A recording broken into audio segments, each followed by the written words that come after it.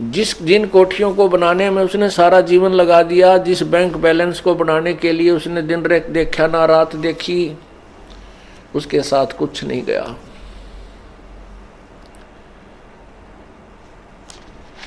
तो क्या था ये? इसको याद दिलाते हैं परमात्मा कि तुम्हारे को काल ने यहां इतना मूर्ख बना दिया कि आप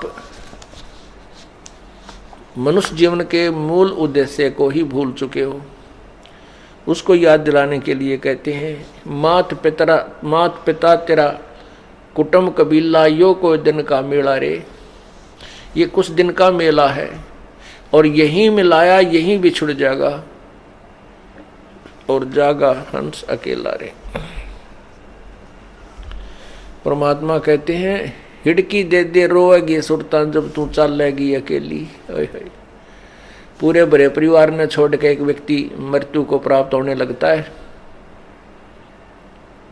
उसको फिर ये होता है, कुछ तो जो अनजान होते हैं उनको ये हो जाता है मेरे बेटियों का क्या होगा, मेरी बेटियों का क्या होगा, वो कहीं ऐसा ना हो जाए। वो तो फिर यहीं उलझ पुलझ के फिर दोबारा वहीं जन्म हो जाता है किसी पशु पक्षी के रूप में। यदि मनुष्य का संस्कार शेष है तो वो फिर वहीं क्यों नहीं क्या के जन्म ले लेता पुत्र या पुत्री के रूप में, और यहीं काल के जाल में इस कोल्लू में सदा जुड़ा रहता है। परमात्मा हमें याद दिलाते हैं कि जब तू यहां से जाएगा, कहां जाएगा कभी नहीं सोचा। इंसान घर छोड़कर चलता है किसी रिश्तेदारी में या किसी कामवश, तो चलने से पहले उद्देश्य बनाता है मैं रात को कहाँ रुकूंगा, कोई धर्मशाला का कोई न कोई योजना बनाकर चलता है। कोई रिश्तेदार या किसी रिश्तेदार की रिश्तेदारी में तो कोई न कोई स्थान उसका एड्रेस ले लेता है वहाँ रात बिताने के लिए। और जब ये संसार छोड़कर जाता है कभी नहीं सोचता कि तू कहाँ जाएगा, कहाँ तेरा ठिकाना होगा, वहाँ कहाँ रुकेगा। वो याद अब सत्संग से दिलाई जाती है।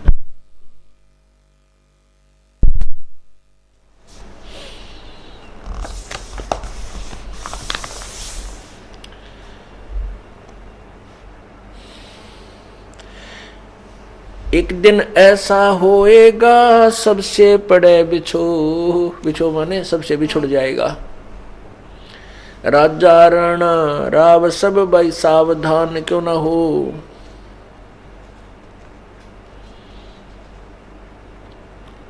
उज्जड़ खेड़े ठीकरी ये गड़गड़ गए कुमार। रावण सरीखे चले गए वो लंका के सरदार। रावण कहते हैं सर्व सौम्य की लंका होती रावण से रणधीरम। एक पलक में राज विराजी वो जम के पड़े जंजीरम। हमारे पास तो किलो तो बहुत घना हो जाता है, 20, 30, 100, 200 ग्राम सोना हो गया तो काक पीटते फिरते हैं। अब बहुत घना धन हो गया हमारे पास, इतना सोना है, और किलो हो जाता कहना है कि रावण के पास इतना सोना था कि उसने सोने के महल बना रखे थे। और कहते हैं रति कंचन पाया नहीं रावण चलती बार। जब संसार छोड़ के चला एक ग्राम भी सोना साथ नहीं ले जा सका, वहीं छोड़ गया और दुनिया ने लूट लिया। फिर तो परमात्मा हमें याद दिलाते हैं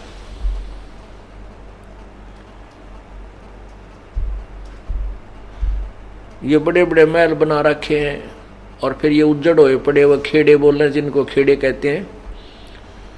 तो वहाँ देखो कितने सामान पड़ा होता है, किसी के मटके फूटे पड़े हैं, कोई छोटी छोटी ईंट निकलती हैं, जैसी भी जिस समय की सभ्यता है उस प्रकार के वहाँ सारे बर्तन मिल जाते हैं।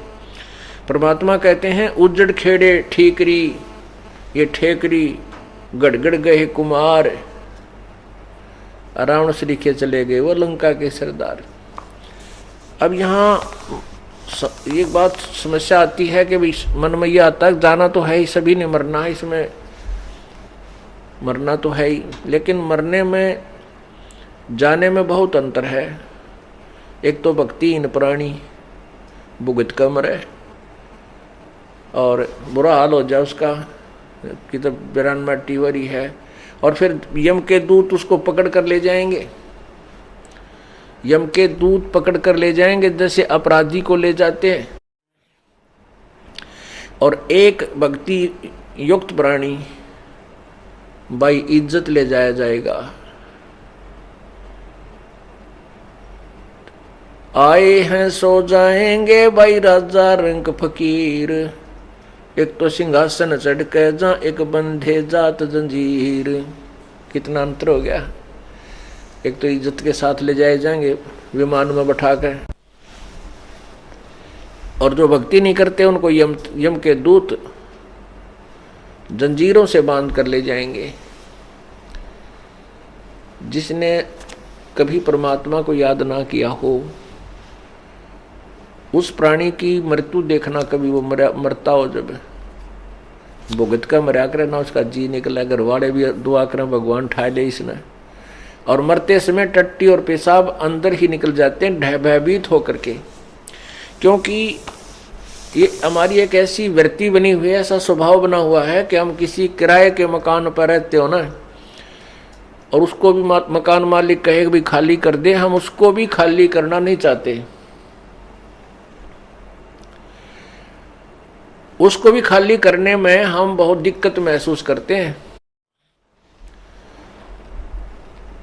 और अपने मकान से कोई कहे खाली कर दे तो मतलब है कौन ही, लेकिन अपना मकान है ही नहीं, वो मकान फिर खाली करना होगा क्योंकि मृत्यु होगी। इसी प्रकार इस शरीर में हम रह रहे हैं, एक सराय है चलती फिरती, एक कोठड़ी है। परमात्मा ने सूझबूझ से हम इस जीव को इसमें फिट कर रखा है, इस काल, इस 5 तत्व के महल में। अब इसका समय पूरा हो जाता है, जितने समय का इसने किराया दे रखा है शरीर का, तब तक परमात्मा ने ये महल इसको दे रखा है जीव को। और जब इसका समय आ जाएगा तो इसको छोड़ देना चाहिए, समझदार व्यक्ति होता है। लेकिन जिसको ज्ञान नहीं, जो स्वार्थी और लोभी रहा सारी उम्र, तो वो इस शरीर को छोड़ना नहीं चाहता। मेरा शरीर है, मेरा शरीर है। तो यम के दूत फिर अंदर से उसको बुरी तरह पीट के और उसको भयभीत करके, बुरी बुरी आकृतियां दिखाकर, बाले दिखाकर उसको भयभीत करते हैं। फिर वो डरता, टट्टी पेशाब निकल जाता भयभीत होकर के, और वो फिर भागने की चेष्टा करता है शरीर छोड़ के। वैसे राजी खुशी नहीं छोड़ता। जो भक्त होते हैं, संत होते हैं, वो प्रभु की भक्ति के कारण इस शरीर को आसानी से त्याग देते हैं। और जिन्होंने भक्ति नहीं कर रखी वो इस शरीर से निकल भी नहीं सकते, उनको मार पीट कर निकाला जाता है। दोनों ही बातें हैं। वो छोड़ना भी नहीं चाहता और उससे निकला भी नहीं जाता।